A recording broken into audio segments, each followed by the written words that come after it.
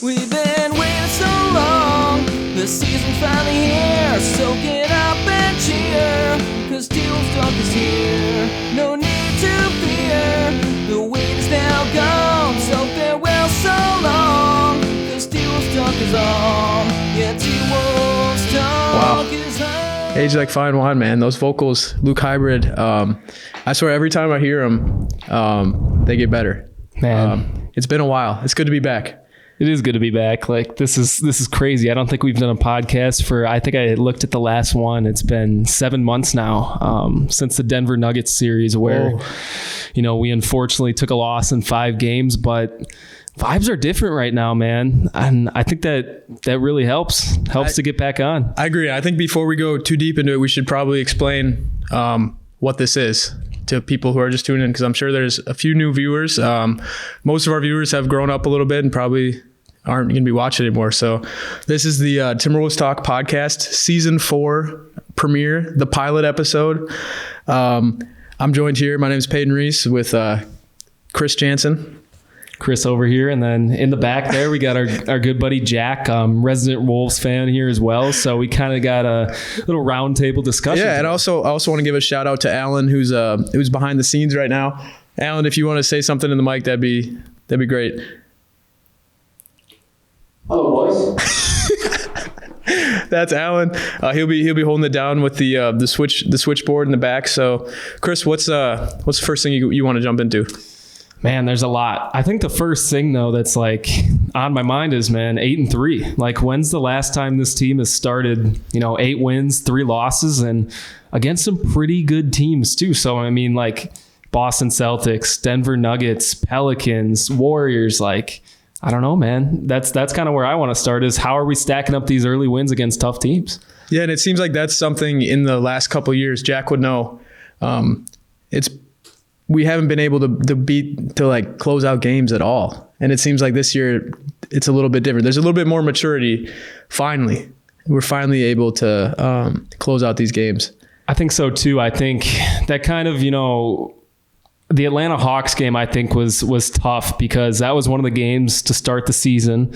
And it was a lot of what we saw last year. Like, we were up by 25, blew the lead, lost to the Hawks. We were up by 20 at one point, and we were down by 20 at one point, a 40-point swing. Yeah. That's the Timberwolves of the old. And I know Jack can touch on it too, but it seems like now we're starting to close out the bad teams, which we had trouble with last year, and closing out some really good teams. Yeah, and I would say even last year at this point, you guys were talking about how this team needed to mesh together, especially with Rudy and new faces coming in. But we're kind of seeing that product now, which I like.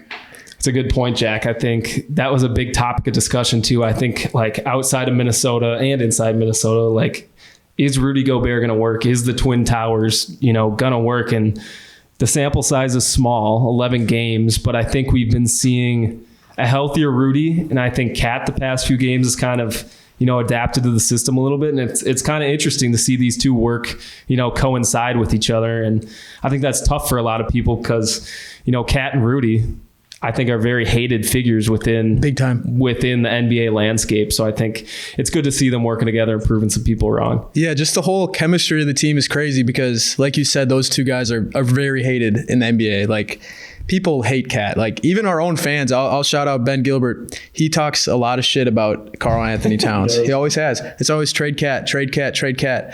Gobert, everyone all over the place was saying that was the worst trade in NBA history, which it might have been a bad trade, but overall as a player, I don't think you can really complain about Gobert. He's doing exactly what we brought him in to do. He's the best defensive center in the league. He is, man. He's a one-man wrecking crew on defense. I think he stabilizes those guys, and now you're seeing Jaden McDaniels come. Ant's playing good defense. Kyle Anderson, Nas. I mean, this team's identity is kind of taken on from, I think we all thought this was going to be like a powerhouse offensive team, and now this is the best defensive team in the NBA net rating wise. So it's pretty interesting. It is. And I would say too, touching back on the trade Cat discussion, I was also in the party of trading Cat. I know you were. I'd come home every single day and I'd say, "Hey Jack, how's it going? Trade Cat." That's all he'd say to me. All it was, and it's just. But my point there was we got those two hated figures, and then you literally have I would say he's the face of the NBA right now. He's what they wanted Ja Morant to be. Anthony Edwards, like the national media is pushing the Anthony Edwards love, which is amazing because he deserves it. And we've been on that for 3 years. Oh yeah. 4 years. But just to have all that on one team is it's really exciting. And there's something to talk about. Especially too compared to other NBA teams, we're a small market team. The smallest market. There's actually the GMs did a poll. And the Timberwolves had the lowest for like market. They were ranked 30th. Wow. Which is probably true. I mean, it makes sense. So yeah. And I mean, if without Ant, I mean, it'd be pretty tough out there. Yeah. I mean, too, like to your point there, I think like that was especially before in the previous years, but now like the vibe around the Timberwolves and the vibe around the fan base is crazy. Like everyone's like excited for basketball again. And anyone who lives up in the Minneapolis, Minnesota areas, they know how big, hoops are in the city. Like it takes on, a persona of its own. Everyone just sees the state of hockey, but like Minnesota has some of the best high school basketball programs in the country, best fan base. Yeah. I'd say it's top 5 for producing talent. So it's an exciting time. I mean, like everyone's hype, everyone's going to games. Like I was looking at tickets the other day. I couldn't find tickets for less than $200 in the lower bowl. I was just trying to watch a game, man, and like everyone's excited to come and watch some Wolves basketball now. And a big reason why that is the man, the Ant-Man. Yeah, no, he is the reason. I solely think so. There's something I've been struggling with personally this year, Chris, and I want to bring it up on the podcast. I feel like this is a safe spot. For the last 3 years, man, I've been so invested in the Timberwolves. We've had these podcasts every single day. Like we've been so invested in it. I almost cried one time after a loss. The Cole Anthony 3. Remember that? Remember that? Oh yeah, man. Remember that? That was a tough one. I've never been more invested in a game, and just to see that happen, like it was tough. But this year, man, when we're finally good, I'll say it on here. I'll say it right to the camera. I've watched one Timberwolves game this year, and I just haven't been able to get excited about it. I don't know what's going on. I think I don't know. What was the one game you watched? It was the Warriors game a couple days ago, and I watched the third quarter of the first game. Okay, so you saw the fight game. I saw the fight game, but not the fight. Okay. I haven't seen the fight. Yeah, I mean, I think it was definitely. I had to get that off my chest. I'm sorry. I had to be honest.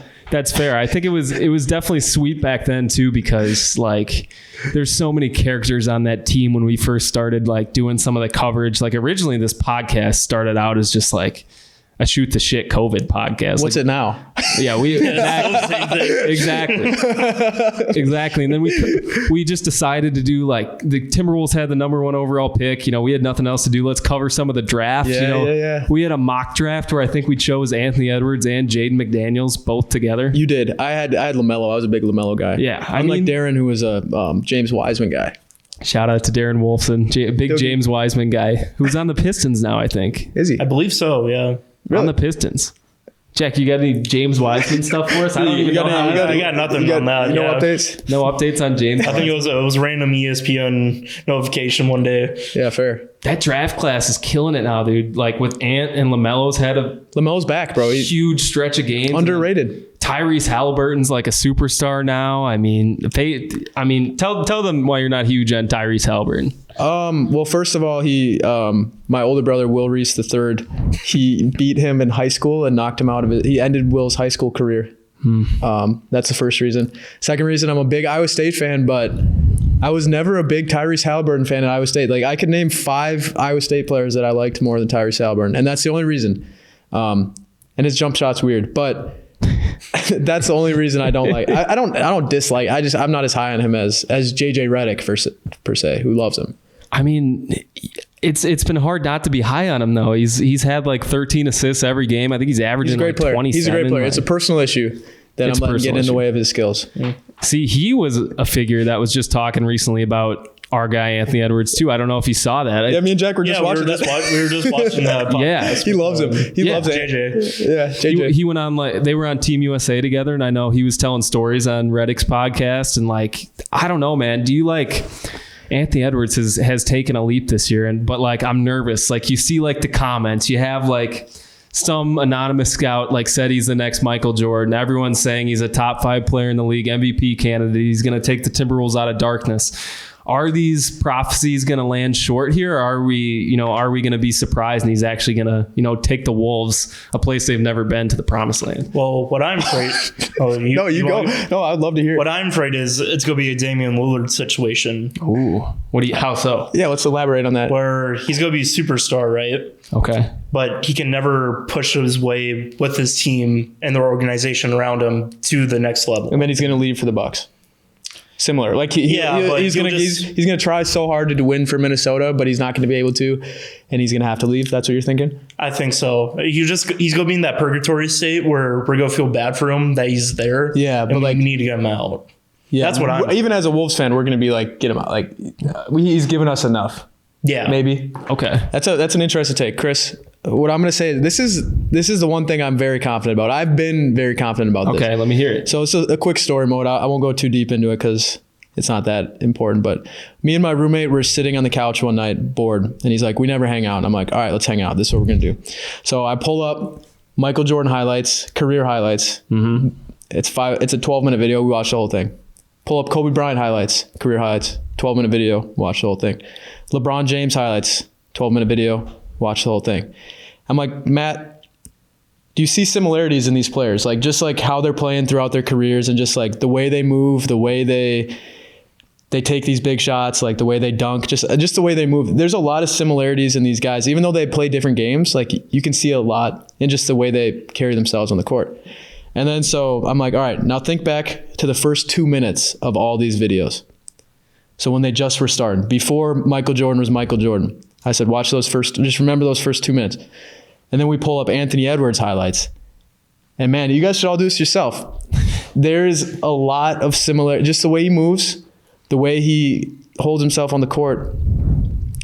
And then if you listen to his interviews, just the way he talks, the amount of confidence he has in himself, if someone is that confident in themselves, I'll bet on them any day of the week. And I told my roommate, I said right there, I said, Anthony Edwards is the next. He's not even the next Michael Jordan. He's Anthony Edwards, and he's going to be one of the greats. He will be one of the greats, and I guarantee it. I guarantee it. See, I think you're right. I think he definitely does have a lot of those similar traits to to the MJs, to the LeBrons. I think it was really present in the Celtics game at the end there, where he just kind of took over the game, went head to head with Tatum, was talking. Yeah, I think it was apparent with Draymond too. The first Warriors game, This guy, we've seen progression over the years now where I think the first, 3 years of his career were tough in the fact that he had the one big shot against Memphis in the playoffs, but then Ja goes on to win the game. He missed some big, clutch buckets. I remember one big one against the Pacers where he just bricked it. And there's other examples too, but Ant has not taken over the last 5 minutes of a game until this year, and he's already done it 3 times. He's already made it happen. He's already singularly willed his team to a win, which is something that the superstars, the top 5 players in the league do. Those are what those guys get paid to do. Those are why those guys are there.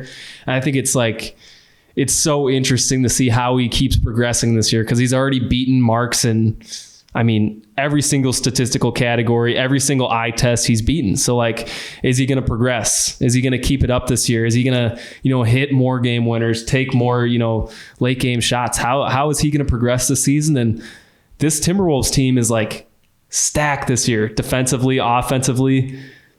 The sky's the limit for him because I think the talent's around him right now. So, as someone who hasn't watched many games, what's different? Because this is the same team basically that we had last year and it wasn't clicking. Is it Anthony Edwards? Is he different? Or are guys like Cat and Gobert, should they be getting more love? Are they not? Are they kind of going unsung heroes because of Anthony Edwards and this new national hype? Yeah, I'll take this one and then pass it over to Jack. Jack needs to tell. Yeah, I'll pass this one to Jack after. And I think there's a couple reasons why. Is having Mike Conley for the full season, I think has been essential so far. That guy is an actual point guard. He plays defense. He distributes the ball. He has the best, assist to turnover ratio right now. He hadn't turned the ball over for 30 straight assists to start the season. He had a 30-1 ratio. And then against the Pelicans, he finally turned the ball over. And I think Mike Conley is honestly one of my biggest reasons the season's off to such a good start. Yeah, I mean, I would have to say Conley's a big deal. And I would say, too, we have a lot of players that have a lot of roles. Like, but Cat can be like a Swiss Army knife. But we have Rudy that's defensive, known to be defensive. Yeah. And we have Conley that's known to be a point guard, like a absolute point guard, not a shooter or anything. Yeah, absolute. So now I think the pieces are coming together.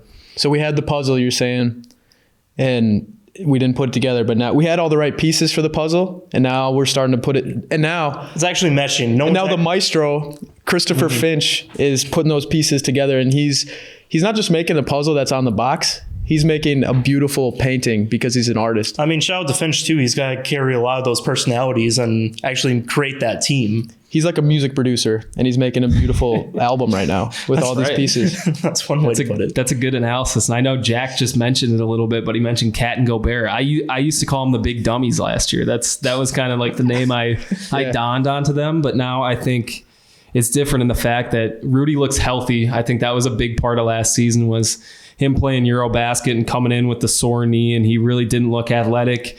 He's on the wrong side of 30 now. Like, I think a lot of us assume that, hey, like he might be declining. Like, we might have traded for Rudy at the worst time, but so far through the first 11 games here, Rudy has looked like prime Rudy, and that's been a big defensive anchor. And to your point with Cat too, I think he's kind of had to sacrifice a lot not playing the 5, and now that, Cat's kind of getting used to the 4 more, and he kind of knows when it's his turn to take over the game and when it's his turn to rebound and play defense and pass the ball. So I think all that chemistry is kind of coming together, whereas I don't think it was there, last year yet. And things take time. We tried to say that last year too. We've been. I think we've been some of the most patient Timberwolves fans. I mean, you look back that first year, and we were still holding out hope. We sucked. We did. It wasn't pretty. I watched every game that year. Yeah, I was. And every game I believed we were going to win. Yeah, you had your head down a lot that year. I was walking. It would ruin my night. I remember it would ruin my night. I'd go to bed sad most nights. I think it's just tough. I mean, last year they were winning against a lot of those really good teams, and to your point earlier, they were just like collapsing against these bad teams. And with Cat being out 50 games too, it wasn't an optimal time to win yet. And now I think is the optimal environment to actually progress, push forward, grow, and everyone's kind of coming together. It's just it's a good time to be a Wolves fan. Yeah, especially too, the Western Conference is a lot weaker than in previous years. Used to be a lot stronger with, the Warriors and OKC and all that history, but now it's kind of shifted towards the East, which is good for us. That's a good point, Jack. I think too, like coming into the season, like we thought the Western Conference was going to be that gauntlet, but now like you've seen the Clippers trading for James Harden. They lost 5 straight games. Hey, don't sleep on Kawhi. You pull him up. Your guy. That's my guy. Your guy. I mean, Warriors are in the midst of a 5-game losing streak too right now. The Kings are worse than they were last year. They're not scoring 130 points a game. It's open to be a top 6 seed now, whereas last year, like, I don't think any of us saw a path to being we had to get into the play-in to get into the. I was gonna say I was happy if we got play-in. Yeah. I don't know what I was gonna say, but I think it's the perfect time to go into our halftime show. So we'll be back here in a few seconds. Enjoy the show, guys. You can skip through it if you want, but here you go.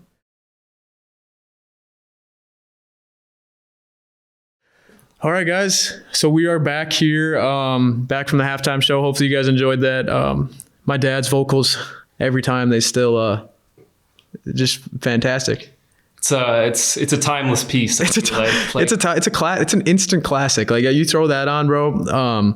Greg Weasley. We've actually, if people that know the show well know that Greg Weasley is a common character of the show, and he's actually became a good friend to us. His wife left him. And then he moved to Madison, and we've actually hung out with him a decent amount of times, and he's become one of my dearest friends, Greg Weasley. And every time I hang out with him, he always likes to pull up that halftime show and show me it. Yeah, I mean, making the halftime show is no small feat. Like It's insane. That was big time for him. And like we've had a lot of I think people help us over the years with different content, different, whether that's hybrid helping us with the intro, your dad helping us through the middle with the halftime show. We got some King Physique, always DMing. I hope he's doing well. Who else do we got? Who else? Kieran, he was a classic. Timberwolves fan 1, never forget. Timberwolves fan 2. Yep. Darren Wolfson, I want to give a special shout out to him. And that's the only insider I'll give a shout out to. But so we have all these old fans, these old people part of our community. I think it's time to bring in some new members. So introducing Alan. Hi. Alan, welcome to the show. Welcome to Timberwolves Talk. What do you think so far? Like seeing this from the outside, like how's the flow of the show? How are we doing? Because we haven't been back for like 7 months. This is like you can tell Chris he talks too loud too. Yeah. Never heard it before. You've never heard it? Never heard. No, I mean, that was a good tip too from Alan. Mm-hmm. Take the mic away from my face a little bit. So. Yeah. So, but Alan he's a big basketball fan. I think he can hoop. I can't. I haven't played for a year maybe. What NBA player would you compare yourself to as a player?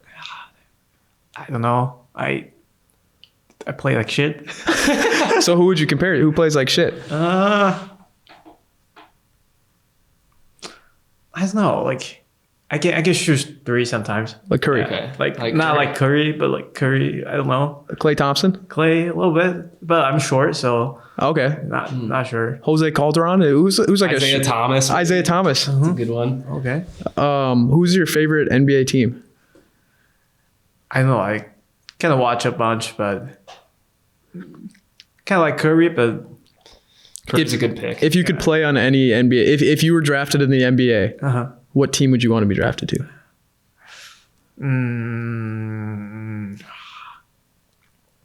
That's a tough one. That's a tough one. That's a great question. one. That's a tough one. We'll let Chris answer first because I feel like that's it. I mean, And then you could think about it. there's definitely a couple orgs that like right now you'd rather be drafted in. Did you say orgs? orgs? Yeah, ORG what?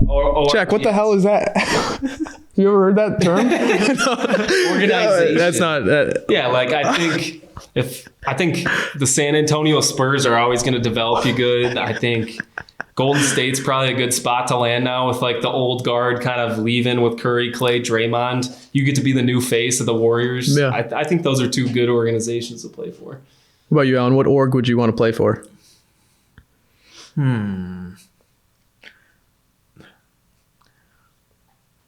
I'll stick with Golden State, I guess. Hell yeah. Hell yeah. They're short. They're all short. They're all short. Yeah. Bulls would be sick too, I think. The Wolves? The Bulls. Oh, the Bulls. The Bulls would be cool. Yeah, Michael Jordan. All right, Alan. So, do you have any questions for Chris? Because Chris is a Timberwolves insider. Oh yeah.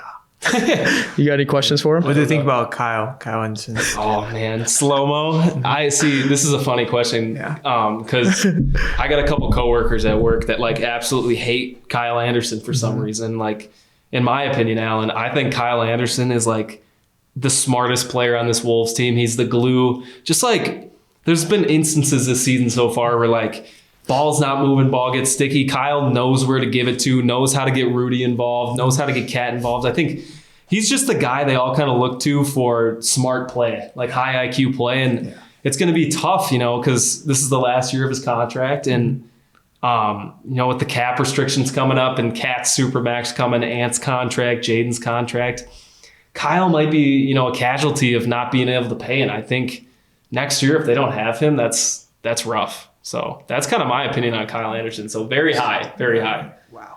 That was a great question. Yeah. What was a good question? So for people, Alan is from China, and Kyle Anderson played on the Chinese national team during the FIBA. What was the reception of Kyle Anderson in China? I think Kyle played really well at the World Cup, and then like because Chinese they're kind of soft. They need a Kyle to organize the team to pass the ball sometimes, and then but like without Kyle, they even cannot pass the half court sometimes, which is really sucks. So I think Kyle's great. So do you think that Kyle Anderson playing for the Chinese national team, do you think that made him a better player and now he's been able to lead the Wolves a little bit better because of that experience in China? That's a good point. I'm sure that would be a better question to ask Alan. I didn't really get to watch too much of his. I'm just saying, like he had to be a leader on that team, and now it's similar with the Timberwolves. Obviously, I think like realistically, they were probably looking to him more for scoring. I'm sure on Team China, so I think that probably helped him, I guess, develop some more scoring. I'm sure, I think Kyle's always been a really good leader. Maybe Team China, instilled some maturity into him after the Rudy Gobert situation last year. We all saw that right before the playoffs, the big punch. I don't know. I love Kyle. I've always been a big Kyle fan. I think Team China, I think all these guys that had FIBA experiences really enjoyed it. I think it was just a positive. It's kind of like, it gives them a chance to go be like the best player again. Yeah. It gives them a chance to step up, because like in the NBA, like some of these guys are just role players, and they're great players, but they don't get that chance. They're great at their role, but like they can also be so much more. So it gives them a chance to like almost fall in love with the game again, because it's like, oh yeah, I can do this. Like when I'm on the Wolves, like I'm not able to do this because we have so many guys that are better than me at that, but like I can still do this at this level, and it kind of boosts your confidence a little bit. Alan, before we let you go and get Jack back on the perch, I have one more question for you. Yeah. Me and you talk basketball a lot. Mm-hmm. Actually, I have two questions. Yeah. What do you think of Dennis Rodman? He's good. Like I enjoy his like personality and yes, his vibe. His vibe. What about the energetic? Yeah. The hair. Yeah, the hair. Crazy. Artistic. Like he's interesting. Yeah, he's interesting. He's one of a kind. Yeah. And then my second question would be, I think you told me he was your favorite player at one point. Oh, really? You might have. Not Dennis, the guy I'm about to ask you about. Mm-hmm. Do you have any guesses on who that's going to be? No guess. What about this hint? Know thyself. What? Know thyself. Know thyself? Yeah, that's a hint. That's a hint? No idea. Kyrie. You like Kyrie? Kyrie. That was a long pause there, Alan. I'm interested to hear this. He's like super technical, I would say. Like crazy, like control about the balls and like, yeah. I love the way he play off, like because he's also kind of short. Yeah.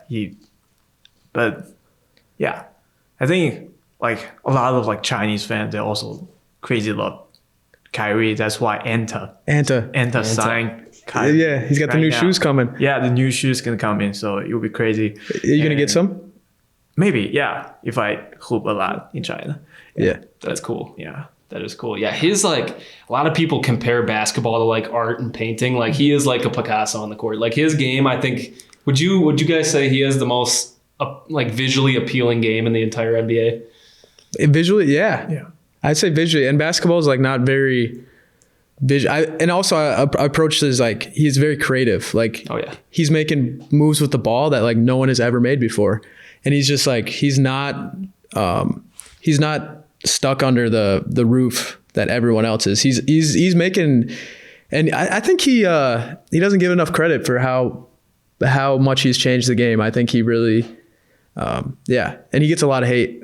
He does, but he's polarizing. It's kind of like a lot of those artists, like these musicians and like they're very polarizing figures. And I don't know, interesting.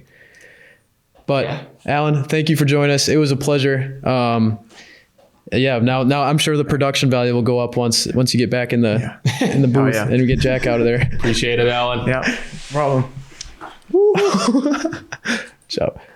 Killed it. You killed it. That was amazing. Might have to get you on more often. Oh yeah. Maybe you'll replace Chris. Yeah. Might as well. All right. So we're back now. Amazing having Alan on the show. He brought some great insight. Me and him talk a lot about basketball, actually. Yeah, that was a fun segment. I think Alan provides good context there. I love his love for Kyle Anderson and Team China. That was awesome to hear about. So yeah, I forget about that. People, that was so surprising when I heard that Kyle was playing for Team China. Yeah, but it's awesome. It is awesome. And then just like we were talking about earlier, like so many of the I watched a couple of Team Canada games and like Dylan Brooks and Nikhil Alexander-Walker were like killing people. It was crazy. Like it's insane how good these guys are, like in comparison to other guys not in the NBA. Well, what's the big one? New Zealand, isn't that a powerhouse too? They're pretty good. New Zealand? Yeah, I think they're supposed to be pretty good, aren't they? Well, Germany, Dennis Schroeder is their best player. Oh yeah, you put him in these guys are all so talented. They have to suppress their talents in the league. Mm. I think it's Australia, because you had like Patty Mills, Ben Simmons, Joe Ingles. Like it's just like a lot of this Team France too. It's like there's not a ton of like just talent, but these guys play like a certain brand of basketball that's so simultaneous with their country, and like the amount of chemistry on like a Team France is far more than any chemistry on any NBA team. Yeah. Well, because you got to think about it. Like those, like Team France and all, they play for 10, 14 years together. Yeah. While it's like Team USA, it's always switching back and forth, which is always a problem for us. But, we're always, gold medal because, we got the talent. But, if we didn't have the talent, then. Not this year. Yeah, this year looks a little shaky. I think another way to look at it is like, Team USA is like, we think we deserve it. We think that we deserve to win a gold medal every single year because we have the NBA, because that's just how it is. We think we're the best players in the world. That's just how they play. But these guys, like, they're going into this tournament not only to represent their country, but they're coming in to beat Team USA and show, hey, this is a world game. So like they automatically have that competitive edge over us because it's more than just basketball. For us, it's go win the gold. But these guys, it's go beat USA.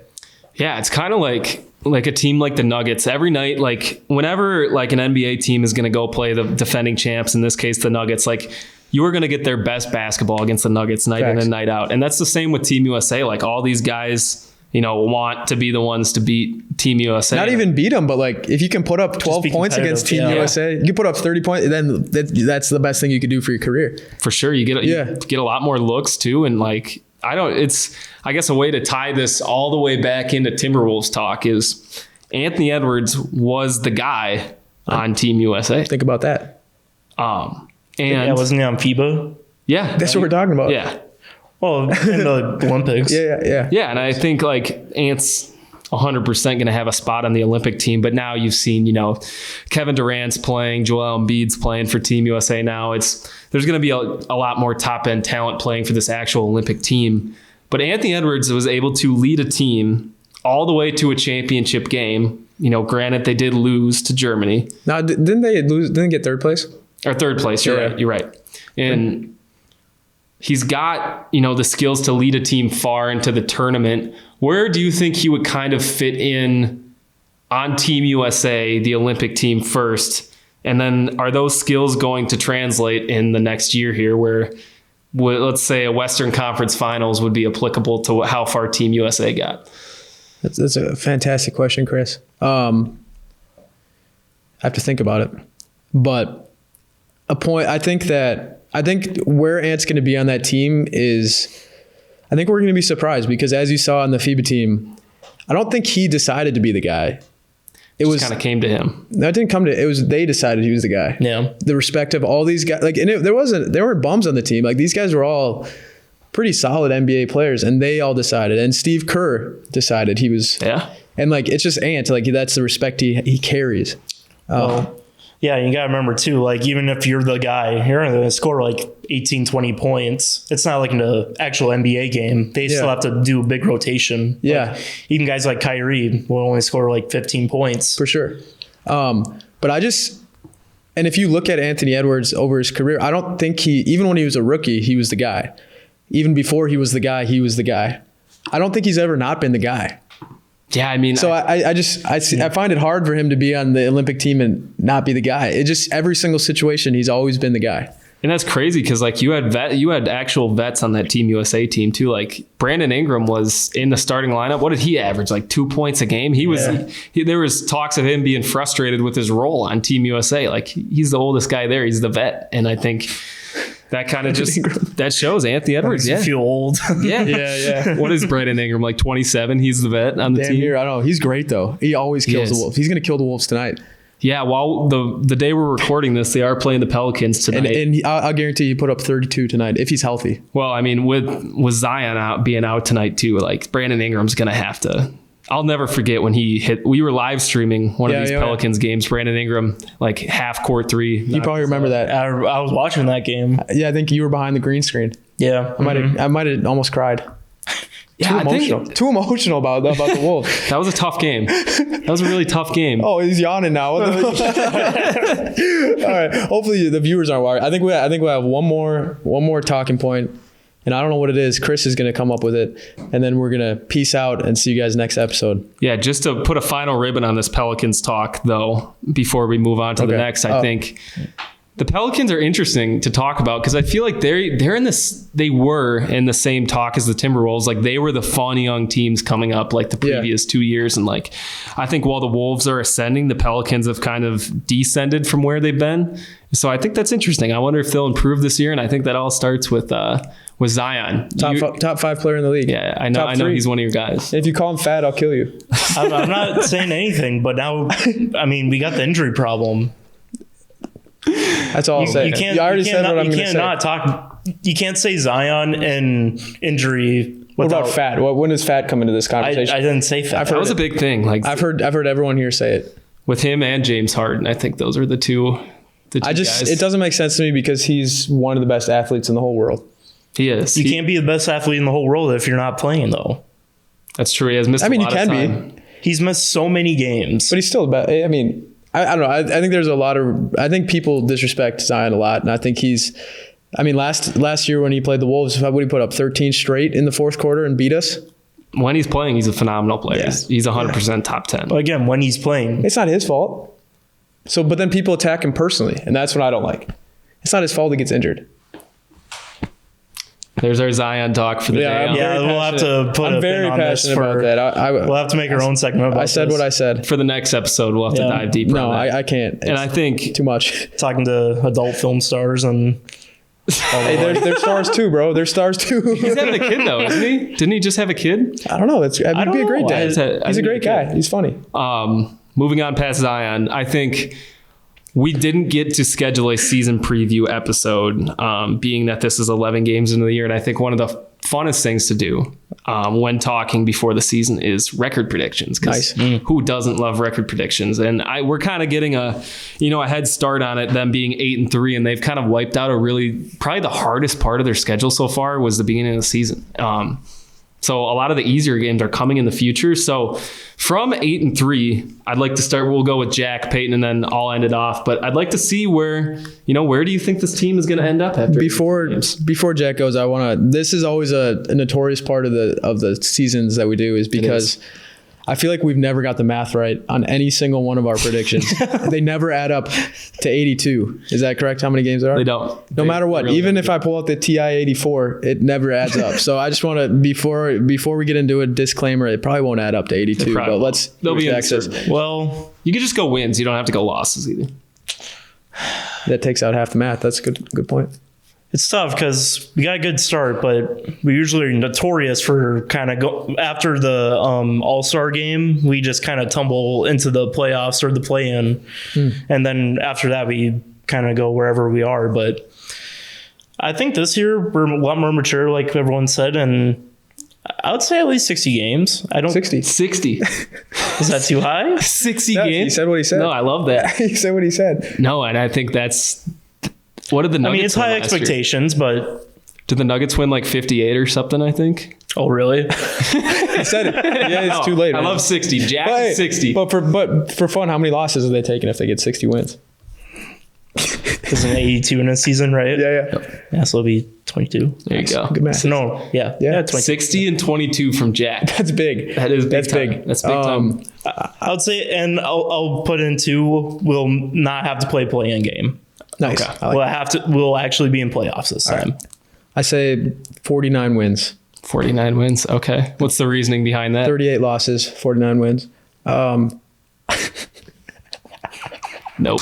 That'd be 33 losses. 49. I just don't think I think we're going to set the bar for 50. And in typical Wolves fashion, I don't think we'll be able to meet that goal. Okay. but it's still good. It's still solid. I think we'll finish. What seed would 49 wins get us in, you think, with like a pretty top-heavy Western Conference? Like I said, this is very. I have no idea, but I'm just gonna say something. I think we'll be a 5 seed. 5 seed. And that's what I was thinking. I was thinking 5 seed. Second round exit. So Jack's got us at a 60-win 5 seed. The Western Conference is a gauntlet this year. Yes, sir. Should we have Alan say? Alan, how many wins? Yeah, Alan, how many wins this year? I don't know. All right. I don't know. That's good. Okay. Chris, what do you think? So the preseason projections on one side, I think it was the betting line was 44.5, or maybe that was ESPN. That was the line. Yeah, so that was a low one. And then ESPN had us at like 47.5. And I originally had way less than 50 because I thought the West was going to be a lot better. And I think it's kind of underwhelmed me so far. So I'm going to go 60. I'm going to go 49 as well. There's so many numbers.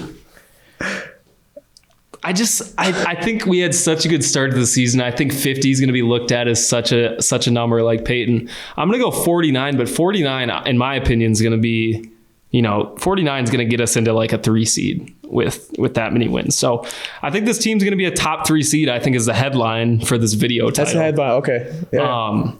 But I have to put a question mark on that. if we win 60 games and are a 5 seed, that would be a gauntlet, an absolute gauntlet. Can I change my? It's over. That was great. That's what people are going to remember you for, Jack. Not huge basketball guys. So No, that's great. That's I think okay. you've held your own. 60 wins is dope, though. If we got 60 wins, I think they win the chip. But yeah, I think we should also get the comment section going. I think if you've made it this far, what should they comment? What's or we got a like goal for this video or something? Yeah. How about this? Chris and King Physique, a big fan of the show. Woe's Eye, I don't know what he goes by now. He's got so many names, man, of many hats. They will recreate a new video, a new dance video, a joint combination dance video. If this video gets 20 likes, I think that's very fair. I think we have to have a comment goal too. Like if this video gets 20 comments, Peyton is known for having had to have sing the Timberwolves Talk intro. So I think if we get 20 likes, I'll recreate the dance. 20 comments, Peyton will recreate the intro. Yeah, sure. I'll do it live too. I'll do it live. Jack, do you have any parting words? Great to see you guys again, and let's hope the season keeps going well. Alan, you got on the 60 wins. Alan, you got anything else to say? I'll go 55. 55. Alan's Love it. going to 55. Okay. Yeah. Thank you, Alan. Anything else? Anything else for the viewers? No. All right. Thank you for that. Thank you guys for watching. We'll see you guys in the next episode. We can't make any guarantees when it's going to be, but it might be. It might not be. You never know. They keep winning, man. Who knows? If they keep winning, who knows? All right. Thank you for watching. We out. Peace.